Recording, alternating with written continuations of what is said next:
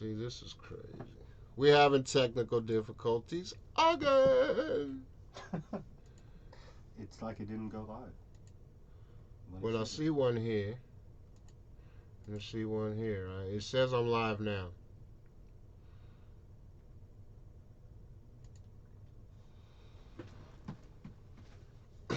But that it's not a brother. Hey, y'all gotta bear with us, man. We working it out. I'm not on the deeply rooted page. I'm on my own personal page, bro. I didn't share it today. You know what I'm saying? Hey, we're figuring it out, man. Let me check one more time, damn it, Pat, that we're live and we getting into this again, man. Okay, we're in, we're live, we're going. Deeply rooted, season 1, episode 3. One of my best friends in the world, my good homie, Pat Murphy. We're not gonna get into the intro because we're gonna talk, man. Y'all, I don't know. Y'all can come in or come out. It don't matter. We'll probably be here all damn night. This is my dude, and we'll talk forever. So we just got into it. Something happened, so we're going right back to it. Thank you, man, for taking the time, bro, to come on the show. You know, Thank you for doing this. Oh man, you know, y'all dudes are awesome, man. Like, there's a bunch of y'all that, you know, and I can't keep holding the awesomeness to myself. I can't keep holding these powerful conversations that we have and we've had, you know what I mean, pretty much since the beginning of our friendship, you know. Like, I don't want to keep holding it, bro. So I want to bring my guys in who I know are dope. And, you know, for one, you know, to take from Nori, you know, give you your flowers while you still here, man, because you really been a beast. You really been out here, like, fully committed to your mission, man, and that's honorable and it's rare. So to get into it, once again, Patrick Murphy. Who is Patrick Murphy? Like I said earlier, just another cat from the LK, man. With a little bit of drive and a little bit of ambition. I saw something I was trying to go get, and I'm still on that mission to go get it. You know, every day take another step, and eventually I'm gonna get there. You know, so no doubt. I do, you know, and all that involves is, you know, my job title in this whole thing is I'm a live music production manager, and I work for everybody from John Mellencamp to a rock band Disturbed and Evanescence, Motley Crue, Kiss, like the list goes and goes for a minute. You know, bands hire me basically to put their shows together, top to bottom. We try to come up with an overall design, an overall concept, and then provide that for the band and the fans as best as we can. Yeah. That's where we start. And then we go through the whole process of, you know, booking tours and, you know, hiring people to work on the tour. The laser specialists and pyrotechnics guys and audio, video, lighting, backup dancers, carpenters to come build a stage, you know, all that sort of stuff. So yeah. That's kind of what my job is and what I do. So there you go. And you know what's really dope, man, that I saw you do, because obviously COVID kind of hit your industry hard, man. Yeah, we've been shut down since the 13th of March. I mean, it's almost a year that, you know, you're talking about between live, like, concert acts, between club shows at the Granada, Broadway, theatrical companies, and all that. We're talking almost people been out of work for almost a year because of this thing. Yeah, no doubt. But what I was going to say is, my point to that is, you know, I watch you come home after being on tour for 15, 20 years, however long it's been, right? And you just jumped into another industry and started kicking ass in another industry. You know what I mean? So it's like, it's not just you're good at live production. You know what I'm saying? You're good at something else. Right. You're driven in a different way. You know, so I definitely, I want you to know that I recognize that, bro. Like, but you know, no matter what it is. Yeah, but we've talked about that before, though. Like, you and I have spoken about that before. Like, what drives me in that aspect is my fear of failure. Yeah. Right. Like, I'm so afraid that I'm going to fail at something, no matter what it is. If I put my mind to it, like, I have to put everything into it. Like, I would never say that I'm driven like Kobe, right? But like, you look at how driven that dude was. Like, I'm like 60% of that. That's what's scary. That's what's so scary about Kobe. Like, you know what I'm Yeah, saying? Like when you're he puts his kind of mind to stuff. close But though, man. I for just me, like I said, fear of failure, man. I just yeah, no, I was gonna say we're kind of getting a choppy reception, but I just read the Mamba mentality, and you're right. That dude is like, you know, otherworldly with his commitment to what, to his craft. So, but I do see right. some of those I same think things in you, man. Like it's nothing to you. I know you. Like to you, it's like what you're supposed to do, right? Like, right. but it's not what everybody does. So, hey, no matter what, just leave it, bro. It's cool because I could just do this and I'll be over here. Um,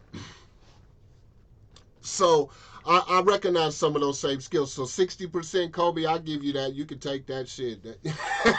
You know what I'm saying?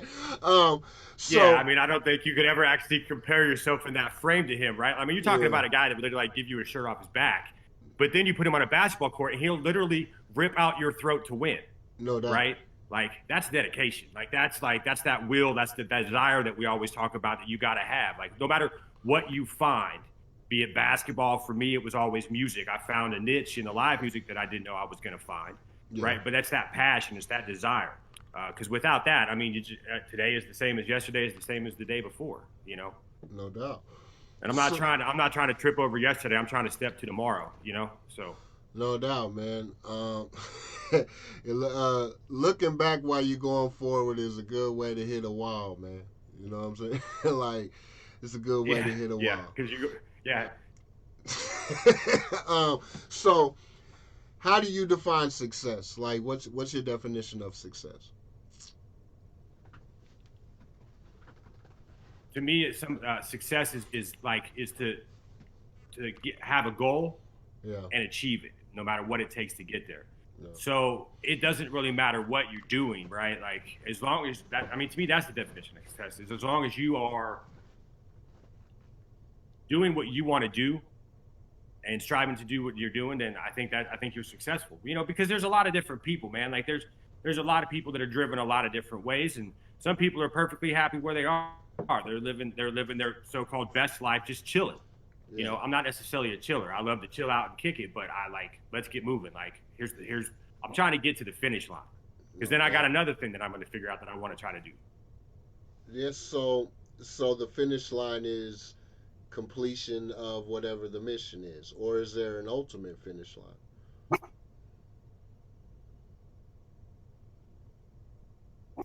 Oh, I was freaking out. Sorry. Again, I mean, for me, there is right. Like I'm trying to work hard now, so like when I get to like 55 or 60, like I can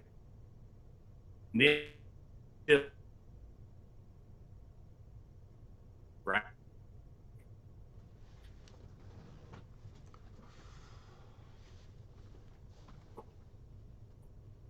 No, the question is, long victory, or do you take all the short victories in there to get to the long victory? And that's kind of the path that I'm looking at. Yeah, that's dope. Um, so I guess we spoke a little bit on what drives you. This is interesting for me.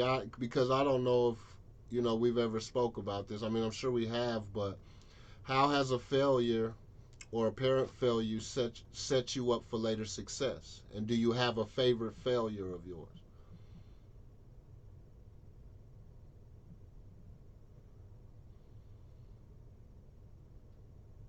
Um, I think you asked because it kind of got choppy. I think you asked, has a failure ever set me up for success?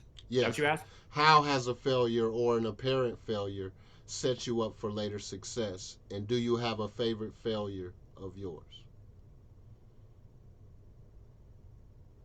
This is crazy. Um, Are you on Wi-Fi? and are we good? Man, I Are we can't still tell. going? Yeah, we're going. Steady. It just is choppy.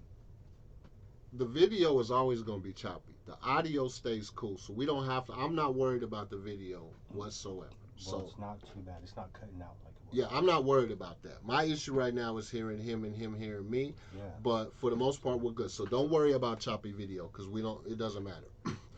Because we're gonna get all of this together.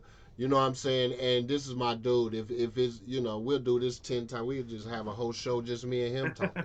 Uh, so back to it, man. If you can hear me, if we good, it looks like we're good. How has a failure or an apparent failure set you up for later success? And do you have a favorite failure?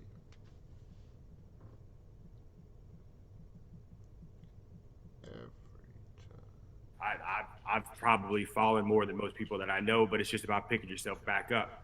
I don't know that I have necessarily like a favorite failure. I mean, you could maybe call this a failure. I was when I first got into the business, I was doing audio, right? Like, remember, I was out mixing for cats and doing that sort of stuff. Yeah.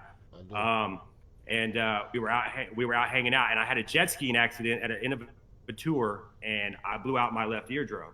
I remember I was deaf for like 6 months almost in my left ear, and went through a couple of surgeries and that sort of stuff. And I mean, I had always striven at that point to be like the best monitor engineer in the world. Like I was on my way. I was moving up. I mean, I was leaving directly from Abu Dhabi, where I was at with Justin Timberlake, to go to London to start Paramore. Yeah. Sudden, all that was over, right? But when I first started in the business, my call time would be like 8:30. We'd start at 9, but the rest of the guys would come in at 7, like the riggers, the guys that hang everything from the sky, the carpenters, so they can start building the stage and all that sort of stuff. And I used to come in with those guys and ask questions and try to learn, help out where I could, and just try to learn as much about the business as I possibly could. Yeah. So when what I thought was a career-ending injury happened, I was able to actually fall back on that and use that knowledge that I gained that I didn't even really, I was just doing it honestly because I was bored. And you know me, I'm always trying to learn something. No doubt. So, and then I turn around and that's where I end up. You know, I go back to work like 8 months later as a carpenter for KISS. I was the 7th carpenter on the tour. The next tour, I was the 3rd, and I moved up to the 2nd, the 1st, and then I started stage managing.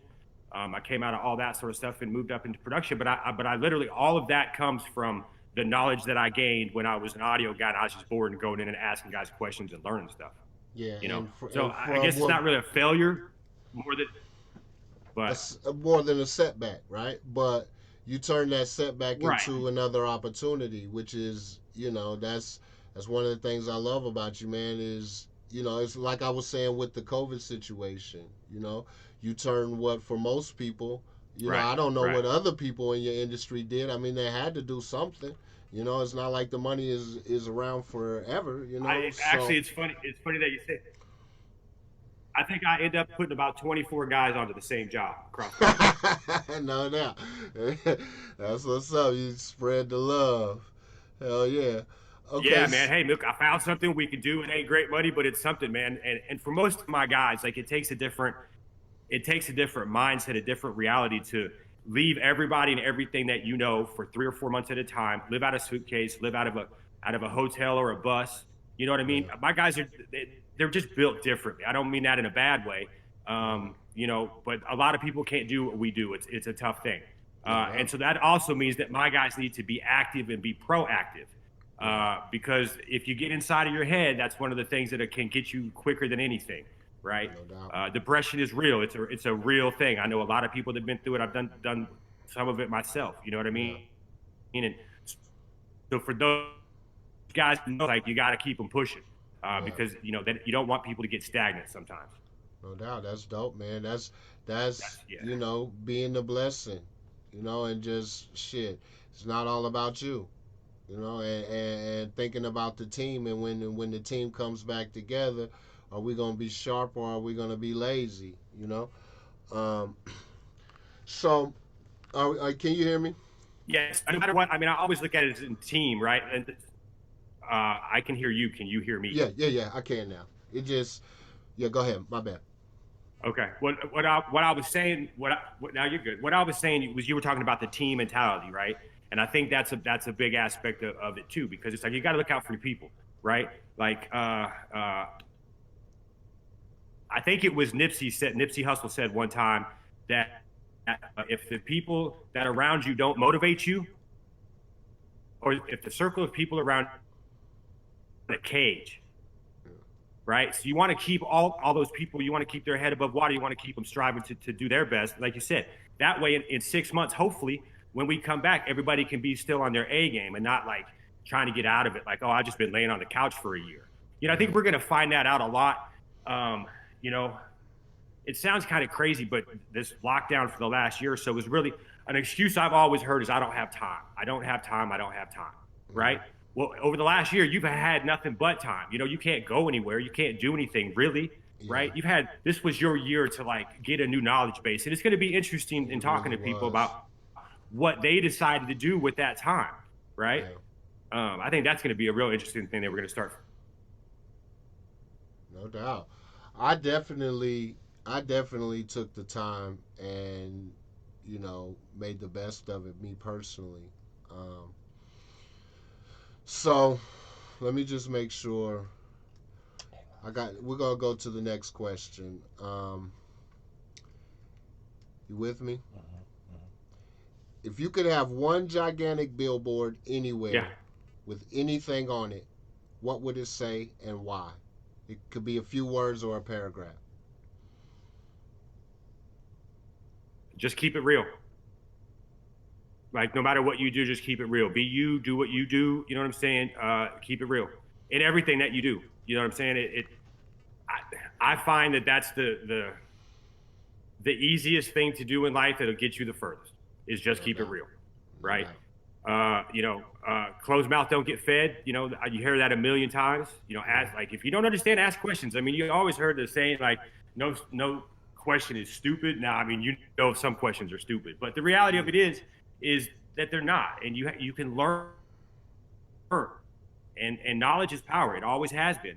You know, if you understand what's going on around you, you keep your head on a swivel. Situational awareness, like you just start picking up little things from the people around you. Yeah. So. You know, something I heard today, which I really like, because it's you kind of have to add to that knowledge is power thing, because knowledge is power as long as it's implemented, right? Because all the knowledge in the world without implementation doesn't mean anything, you know. But I like that. Just keep it real. It's, you know, I think the deeper we get into the social media whole, you know, and the vanity and the narcissism starts to really like take people over, we see that less and less, you know. So I think that's dope. Right. So, what is one of the best? Well, it's funny. Like Hawk. Okay. Hold on. So, like Hawk last week said something that he learned from Will, right? Mm-hmm. Yeah. And he was talking about slow money versus fast money, right? Remember that conversation? Yep. Right. And so, what I mean by keep it real is like I've been watching this documentary on Showtime about that. What's his name? Tekashi 6ix9ine. Yeah. Right, the dude that gave everybody up, right? But that, if you like watch the beginning of that thing, like his whole thing was never based on being real. Like a lot of this isn't based on being real, and I just think that, you know, just that's everybody's goal. You know, it'd be a whole lot nicer if everybody was just real. No, I agree 100%. So, what is one of the best or most worthwhile investments you've ever made? Money, time, energy.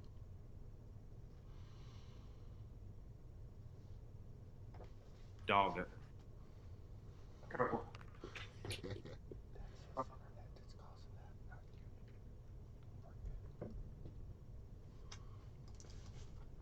It's doing all right. All right, my bad. All right. What's that? Did you catch the question? Something about money, time, energy. Okay, so what is one of the best or most worthwhile investments you've ever made? Could be an investment of money, time, energy. The investment of myself, honestly, taking the time to like figure out who I was and what I wanted to do. You know, I went through a lot when I was younger. You know that we went through a lot of stuff together. You know, I went to school. got in trouble, came back. I was here for a while. You and I had a conversation one night. I went back into myself and figured out a couple of things and dipped back down there and put that back into me when I went to school. Because without that part for me, like we would maybe still having this conversation, but it definitely would be like about like my career or music or any of that sort of stuff. You know what I'm saying? Nah, it didn't matter what you was gonna do, bro. You was gonna apply the same principle, which is why I wanted to talk to you, cause Well, you say that, and you say that. I don't know that that's necessarily true, right? Because yeah, when I went to school the first time, like I had everything. Like I had a nice car, I had a dope crib, had this, I had that. You know what I'm saying? Like I had it all, and I fucked it off, yeah, right? And so it took me to come back here in order to go through the things that I went through here that then led me back down there. And you know, the second time I went down there, I literally had a backpack with 5 days of clothes and $500 in my pocket. Got off the plane, you know what I'm saying? And I went to go stay at Leon's house because when I was down there earlier, Leon was having some issues, so he stayed with me and like you know, it's that thing again in that mentality. But going down there with nothing and like sleeping underneath the stage, sleeping in one of my teacher's offices just to get through school, just to come out of that, move into a 4-bedroom apartment or 3-bedroom apartment with 12 other cats when I was sleeping where the dinner table should be and I had my sheet tacked up, and you know what I'm saying? Like that stuff is what when I really realized that you had to have drive. Up until that point, I didn't understand that. yeah, Like when we were 18, 19, 20, I didn't understand that at all. Like it was everything was I want to say like a big party, but it kind of was. Like I didn't really have a big picture plan at that point. I yeah, knew I wanted to do some things, and then I had the opportunity. And like I said, when I fucked the opportunity off, and then I was lucky enough to get the second opportunity. Um, you know, that's when I really realized you have to take advantage of every opportunity that's given your way. and you really did take advantage of it, like, and you know, maybe you're right, but I think that if that wouldn't have been your path, that obstacle would have popped up somewhere else, and you know what I mean. It's just and it's really it's not it's not because Patrick Murphy's special. It's because there's something in Patrick Murphy that's special. You see what I'm saying? Like that Well, you're I appreciate that. You know, I do appreciate that. Thank you. yeah You know, yes, maybe you're right. Maybe something else would have happened that would have changed that path. yeah I don't know. I'm just lucky enough that I had that opportunity. yeah. Um, you know, it's hard saying. Again, it's No, shoulda, woulda, I coulda. dig it. I dig it. But we are where we are, and we don't have to do that. Like you know what I'm saying. Like you put in the work, and you know it is what it is. So when it's all said and done, what impact do you want to have on the world? Like what legacy do you want to leave? Um, you know, I don't know. I mean, I've always had a game plan of owning a piece of land, and building that land up so that it was something special for the community. And you know, I've been working hard on that for a long time. I'm slowly starting to get there. I think that's going to be probably the thing I want to leave. I want to leave like a nature reserve, like a park. Like I want something that Yeah, people can go and just chill out in, because you know I think being outdoors and getting out uh, into the world, so to speak. You know, not downtown. I love downtown, but just like it's a whole different. You put you in a whole different mind frame when you're out amongst nature and some of the things that you can tap into.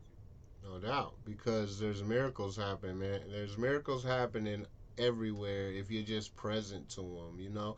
So it's like providing a space for people to just be present. That's dope, man. Like we need that.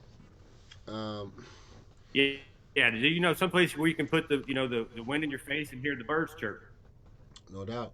And you know, even like when we were out here, you know, in the actual streets, like we would always like we would don't you remember we would always be in nature. Like I'll be out there fishing. I don't even touch fish. I hope I don't catch a fish. You know what I'm saying? Cuz that means I got to do something like you know, and then I got my homies looking at me like, "You're not gonna touch the fish." Like, hell no, I'm not gonna. But we still, but you know, we gravitated towards that, man, just because, you know, you're right, man. Sometimes it's nice to just get that refresh and that recharge from nature, and kind of like Will was saying, you know, looking at the pyramids, kind of made him realize how small he was, you know. And sometimes nature can Right. do that for you too. So that's really dope. Um, all right. In the last 5 years, what new belief, behavior, or habit has most improved your life?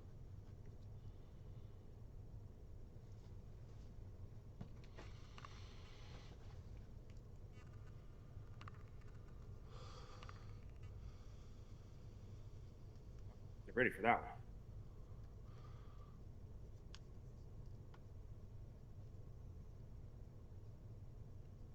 See, that's what I do. I stump people. Nah, that's. I mean, it's it's a powerful question. Cause I mean, just being your friend, right? Man, Like I've honestly, definitely seen a lot of right. maturity in you recently. You know, I mean, I think it's probably been more than 5 years since you bought your house and since you bought your land. You know, but like there's definitely a maturity in you. You've kind of set your butt down somewhere for a little bit. So I don't know. Right. Can you think of Yeah, anything? this longest I've been. This is the longest I've been in one place in, man. Honestly, like 20, 22 years. Right. Like I'd never How been. many continents have you been Um, everywhere except for India and Antarctica. So to? So the world, yeah, yeah, yeah, that's yeah, dope, yeah. man. I think I've circum. I don't know. I have 2.5 million like air miles like all time like through all of the carriers. I've been around the world. I don't know, That's 18, 19 crazy, times man. now. 18, You know. 19 So times, and yeah, I go around the world pretty much once a year. Right. that's So like what dope. we do 3 to 4 or 5 months here in the States, then you go do a couple of months in Europe, turn around, go do a month or two in South America, 3 or 4 weeks between Australia and New Zealand. You can go hit Southeast Asia for a couple of months. So, Yeah, and and come home for as long as it takes the gear to get there. So 2 weeks, 2 weeks to 3 weeks. no doubt, and that comes from sleeping on the floor, from making hard choices, man. And something I tell my son all the time is like, if you want things that other people don't have, you have to do things that other people won't do. And I think you're a great example of that. So, Right. Right. what advice would you give to a smart, driven kid about to enter the real world? Um, put the work in and don't rely on luck. I don't know. I seem to run into a bunch of people that think they're gonna luck into something, and I don't know anybody that's gotten somewhere meaningful that didn't have to work for it. Yeah. Right. Right. Um, luck to me has always been basically what happens when preparation meets opportunity. When those two intersect, that to me is luck. I'm prepared for the opportunity to not take it. Yeah. I just you know it takes work. It takes hard work. There's nothing. I don't know. Like I said, I don't know anybody. No way. It doesn't happen.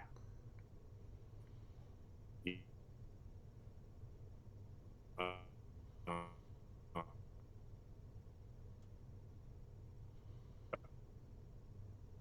weird. Yeah. I didn't hear the answer, but then you just popped back up. But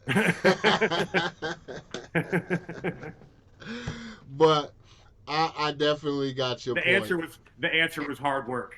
Yeah, there's Yeah, and the it's answer's hard it work. leads me That's it. to a quote from Rich the Factor, man. It's is one of my favorite quotes. He says on the pathway to success, you got to take the stairs. You cannot take the elevator.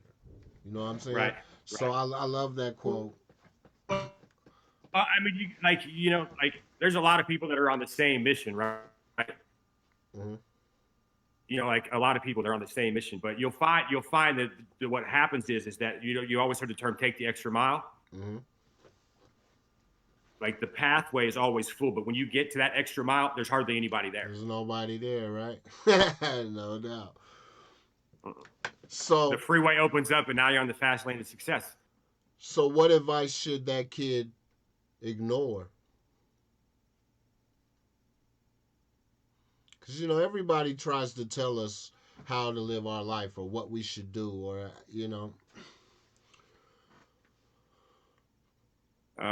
Man, honestly, like I think that comes from the people around you. Like um, like when you're around people, people give you different energy, right? Like some people like you like happy and upbeat and this and that and the other. And other people you're kind of like, like you know who to listen to, right? Those are the people you should listen to. You know who has their you should know who has your best interest in their heart when they're telling you something, right? Because it can come at you from both ways. It can come at you from an angle of love, but also can come at you an angle of jealousy. Yeah. Right? Like they don't want you to succeed. Yeah. Right? I mean, that's a jealous person. That's what I'm saying. But like somebody that cares about you, like no matter what it is, they're going to support you, and they just want what's best for you. So I just think you have to know. Again, you have to know yourself, and you have to know who those people are. Like I got a bunch of people that I associate with and I hang out with and I like, but if they were to give me some sort of advice, I'm not really going to listen to it, right? But if I'm sitting down with you and you give me some advice, that's something I'm really going to put that into my banks and make sure that I take a look at it, because you're concerned about me like I'm concerned about you. It's always been that way, right? So I think you just have to know who to listen to. And that's on that person. I think to add to that, it's like, trusting your gut and living from your heart, man. Like, cause like you said, you don't you don't have to 100%. you don't have to guess or whatever. You know who's got your best interest at heart. So, live more from your heart and not so much in your head. I think that's really dope. Yeah, but see, you got to trust your gut though. You're right though, because your gut never leads you in the wrong direction. Your mind can make up 1,000 different stories to get wherever it is that you want to go in your head, but your gut is always gonna. When you're not supposed to be somewhere that you're not supposed to be. Yep. You know what I'm saying? You know when you're doing something that you shouldn't be doing. Like know. Every time. And what you do is your mind. Not that I've ever got in any trouble ever. Not me either. You know what I'm saying? I've always been a model citizen. So, like I was just saying, sometimes your mind can make things up to get it to make it be okay for what you're doing. We just made the point. That's all I was actually doing. So, in the last 5 years, this is another 5 years question, right? What have you become better at saying no to? Distractions, invitations, etc.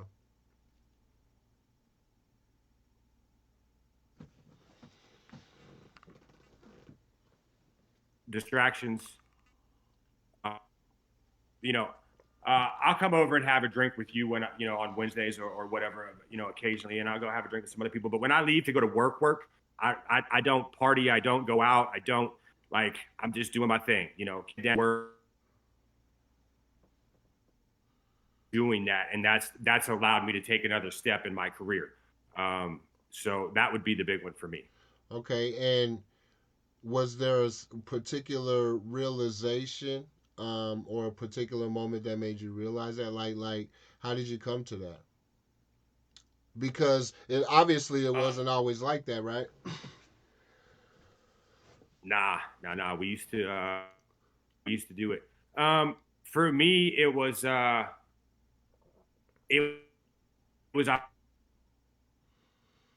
moving into being in charge, right? Like, I've got, every day I've got, when we leave and we land wherever we're at, we're getting ready to start on tour, I probably have 120 people that I am their superior. I am their boss. I'm the guy that hired them. And those people trust me. And, my thing is, there's been times that, you can have a drink too many. And, if I can't help them, if something happens when they're out having a good time and I am not there to take care of them, that trust is broken. No. And so that's a big deal for me, right? Like, I like to get down with the best of them, but just the reality of being that guy, I'm paid good money to do what I do. I'm the one that chose to take the responsibility by taking, I knew what I was getting into when I took the job. Yeah. To me, it's like being the head football coach, basically. Yeah. Right. Like that's really my responsibility. Just keeping everybody in on their P's and Q's. And if you're out there in the streets with them, they're not going to respect you. They don't look up to you at that point. They look at you as an equal. And sometimes that doesn't work in the business world. That's dope. That's a great answer, man. Cause I think I kind of found that too. Is like, as people started to look to me more, and my influence started to go up. Like it really, I started thinking about other people, and like I can't let them down, like so. I think that's a really great answer, and it's good to see you mature to that point, bro. Like any of us, and Well, but before we go any further, hold on. but man, it's crazy though, because I'll be honest with you, like I think Uh, we're so far behind, bro. But this is what I was gonna say. Before we go any further, I just want to shout out, man. Rest in peace, bro. Like he's one of the dudes that was here with us in the beginning. You know what I mean? And as we talk about these times, and we kind of bring that up, it was on my heart to just shout out my guy, man. I love that guy because honestly, man, I don't know if he didn't put the battery in my back if I would really be where I'm at either, So I just wanted to say that. I didn't mean to interrupt. yeah, you. he's. Yeah. I don't know. I don't know where. I don't honestly. I don't know how we got to Bam Man, but for sure, rest in peace. Like he's the first real hustler that I ever met. Like that guy always had a plan, right? Like, and even when he didn't have a plan, there was still a plan. So I'm not sure how we got on that, but yeah. Well, I just that's how far you go back with me, and it's like I was just sitting here reflecting on how far you came, man, and how some people didn't make it with us and some people didn't get a chance to see that. So that's really what led me to that. It's just because I'm proud of you. I'm proud of myself. There's like this could be a completely different conversation or a conversation that doesn't even exist. You know what I'm saying? And here we are, like being examples, and it's really dope. So once again, it's just some flowers for you. So, and then I had to give him his too. So shout out, man. Um, All good. All good. All good. when you feel overwhelmed or unfocused or have lost your focus temporarily, what do you do? I listen to music. I knew that was gonna be your answer. I have yeah. Yeah. I mean, dude, music is everything for me, right? Like, and I mean, like I went down the rabbit hole the other night that I hadn't been down in a long time, and it was partly because you and I were talking about maybe starting to add like outro music onto the show of like whatever my favorite song would be, and I just forget. But I have some songs that I listen to, that it kind of brings me back to like my time in Orlando, like when I was going to school, like I was banging the shit out of Trick Daddy. Yeah. Right. And that takes me, when I put that on, it takes me back to being on the floor with a sheet for a wall. Right. Yeah. And that I don't ever want to go back there. And it's like, okay, I got to get my shit together, and here we go. That's dope, man. That's like really using music as therapy. Like that's dope. Like, cause it's always been that way for me. It's always been that way for me. Music's always been my therapy. Always. Like I remember being like 5 or 6 years old in the back of like, I don't even remember whose car it was. It was just some little red car. And I would lay back and I just listen to songs, right? And sing them all. That's why I have like this. Nobody really, I mean, some people know this, but like I have a thing for like really fucking bad pop songs. Like, I don't know what it is, man, but I love that shit. And just because I say all the time, a good song is a good song. I don't give a damn you know what I mean? Is. Like, yeah. Like, man, put some Wham on, I'll be like, yes. But also, is our generation. We're the generation of kids. When MTV came out, we were kids. Yeah. You know what I'm saying? And Yeah. like we were like the Yeah. first consumers of it. And like I used to wait all day just to get a Michael Jackson record or a Herbie Hancock record, and which means I had to listen to Wham and I had to to listen to Peter Gabriel records, and and then some of them motherfuckers is tight. I don't care what you say, like Yeah. so, Yeah. Yeah. Oh, for sure. The For sure. aha, take Peter on me. Gabriel's actually a bad motherfucker, man. No doubt. No doubt. So I think that kind of leads into it too, man. So I mean, Yeah. that kind of leads me to my next question. Do you have an all-time favorite song, or a song, one particular song? I know you already said that you have songs that you turn to for situations, but is there one that's a go-to that's gonna snap you back every time? Not necessarily. There, like I said, it's the time frame. Like it's. I mean, I love a really, really good banger. Like you know me, I love bangers. Everything that I've ever wanted to like make was a banger. Like, come on, Tone, let's make a banger. Like the first song that we ever made at South Point. Like, it's like heavy strings and your drums. Like yeah. You could put on any of those. Like you put on Lil Wayne Fireman, and I'm gonna go ape shit on something. Like, you know what I mean? Like, Yeah. So it's really just shit that gives you that raw energy. Yeah, for sure. Yeah. Like, listen to Busta Rhymes, dude. Like, if you can't, like, man, you should be able to attack the world when Busta says something. No doubt. Like, 50 will do that to me. Like if I need that's fair. if I need to get into a confident state of mind, you know what I'm saying? There's not a more confident person on the earth than 50 Cent. Like it's just not. Right. Like, so, well, that's dope, man. So do you have 50? any? Oh yeah. 50.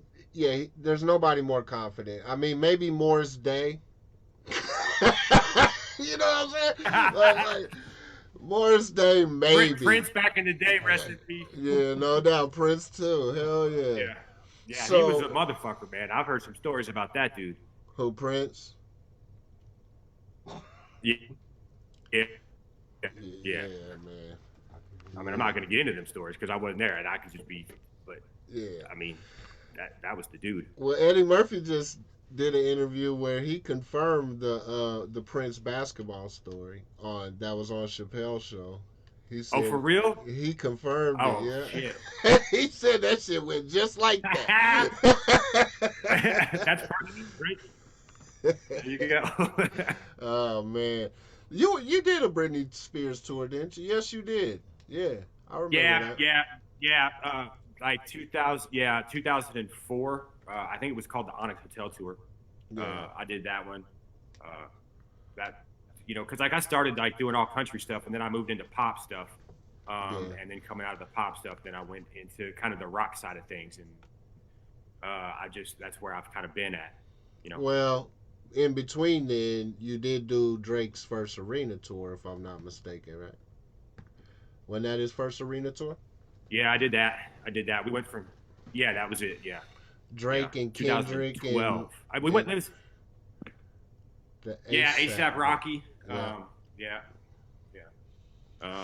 Pat's a good friend to have when you want to go to when you want to see something like that. Like I can always I get in the back door, I get to go eat. People are always looking at me like, "Who the hell are you and why are you back here?"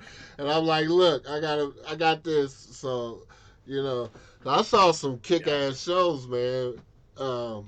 Even like when you were with Motley Crue, that was one of my favorite ones. Even though because going back to the MTV shit. I love Motley Crue. There was a couple songs that I really was into, and just the production of that show was crazy, man. It was on a roller, like a round roller coaster, and he was Tommy Lee playing drums upside down. Yeah. Yeah. So. Yeah. Well, I'm proud of you, man, and I really want to thank you for this. Are there any parting words? Is there something we didn't get into that we need to get into? Because I don't care how long we go, but I ask my questions. So, do you have any parting words? What if I decide to start asking you questions? Oh, that's a twist.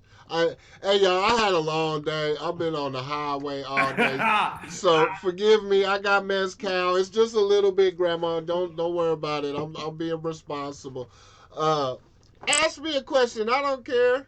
I'm here for it all. Hmm? No. Um, I not have any questions. I don't even know what to say to that. I'm the one over here.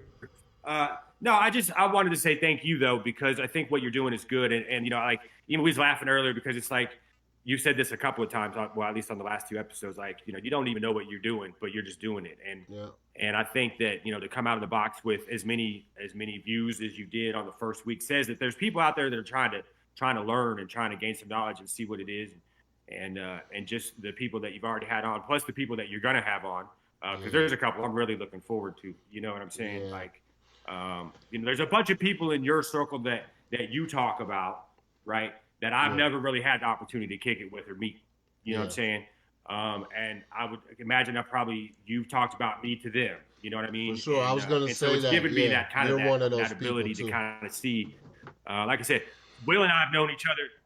Right, Will and I have known each other for 20 years, and as soon as you sent me the thing the other night, I think she was like, "Man, I had no idea." Like, I just years of being able to like kick knowledge off of Will. You know what I'm saying? Yeah. But I just want to say again, thank you. These are your flowers because you definitely deserve for putting in the legwork and getting this all out here. So Yeah. Well, you know, man. you know, again, I think that the moral of the whole. Well, this is what I was going to say. Like, as I'm getting older, I'm realizing that there's a responsibility, man. There's a responsibility to a kid that's the 17-year-old Pat or the 17-year-old Tone or the 17-year-old Rob, right? I have a responsibility to reach him where he's at cuz not everybody can reach those dudes. You know what I mean? And that's really what this is for. Right. I mean, it's for this next generation to hopefully give them some game and you know and it's fun for me to like interview my friends, you know what I mean, and not make it a whole like just ass kissing fest, or you know what I mean, and just really get into some deep shit that might help somebody. And since we've been doing this, man, like we're helping. And even if it was one person, I was cool. I was committed to 8 episodes, even if we just helped one person. And we helped one person day one. So thank you for the acknowledgement, man. It has nothing to do with me though. It's for a bigger purpose, man. And you know, thank you for the work that you put in and the example that you set. You know, for people coming behind you, my kids. You know what I mean? Like, you definitely are out here moving mountains, man. Just with your example, bro. So, again, I appreciate you. Love you. Absolutely, I appreciate you too, buddy. Yeah, I love you sir. too. Yeah. So that we can rap it, or we can just sit here and keep rapping. I don't give a damn. So Are we technically going off the air? I'm just I'm moving because there it is. Yeah, I've been like, sitting for hours, facts. man. So yeah, we'll go ahead and go off the air. Well, no, I mean you. like. Oh, see, I thought we was already off the air. Oh no, we're not. We're still on. So, you know, don't. That's fine. I'm good with it. I mean, listen, like I said, I mean, either way. Sorry. Now, but we're gonna go. We're gonna go off the air. CNN time is over, brother. I know that's right. I want to thank everybody, man, for tuning in. Check this out. I know we're having technical difficulties. Just ride with us, man. I got a crazy booking for season 2. Season 2's almost all the way booked out. I'm waiting on one confirmation.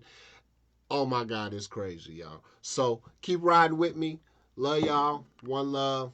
We out.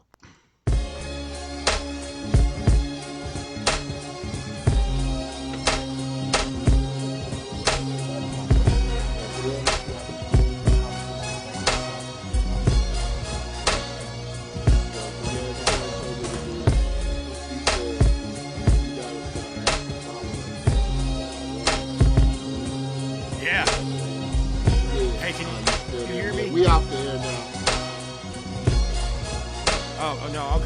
I said, we can stay on. I don't give a